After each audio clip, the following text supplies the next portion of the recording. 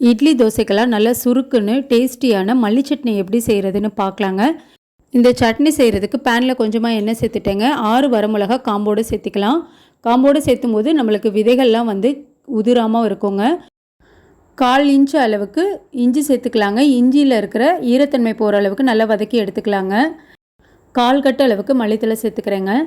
மல்லித்தலையை ரொம்ப நேரம் வதக்க வேணாங்க, கலர் மாறிடக்கூடாது. இந்த அளவுக்கு வதங்கினதுக்கப்புறம் எடுத்து தனியாக வச்சுக்கலாம். அதே எண்ணெயில் ஒரு பெரிய வெங்காயம் நீல வாக்கில் கட் பண்ணி சேர்த்துக்கிறேங்க. ஒரு பழமான தக்காளி சேர்த்துட்டு, தக்காளி இந்த அளவுக்கு மசிஞ்சதுக்கப்புறம் நம்ம வரமிளகா இஞ்சியை முதல்ல குறைன்னு அரைச்சி எடுத்துக்கலாங்க. வெங்காயம் தக்காளி சேர்த்துட்டு சட்னிக்கு தேவையான உப்பு சேர்த்துக்கலாங்க. இந்த அளவுக்கு அரைச்சதுக்கப்புறம் மல்லித்தலையும் சேர்த்துட்டு குறைன்னு இந்த அளவுக்கு அரைச்சி எடுத்துக்கலாங்க. இப்போ சட்னிக்கு தாளிப்பு கொடுத்துடலாம். பேனில் கொஞ்சமாக எண்ணெய் சேர்த்துக்கிறேங்க. எண்ணெய் நல்லா சூடானதுக்கப்புறம் கடுகு, உளுத்தம் பருப்பு, ஃப்ரெஷ்ஷான கருவேப்பிலை சேர்த்துட்டு சட்னியில் சேர்த்துட்டா ரொம்ப டேஸ்டியான கொத்தமல்லி சட்னி ரெடி.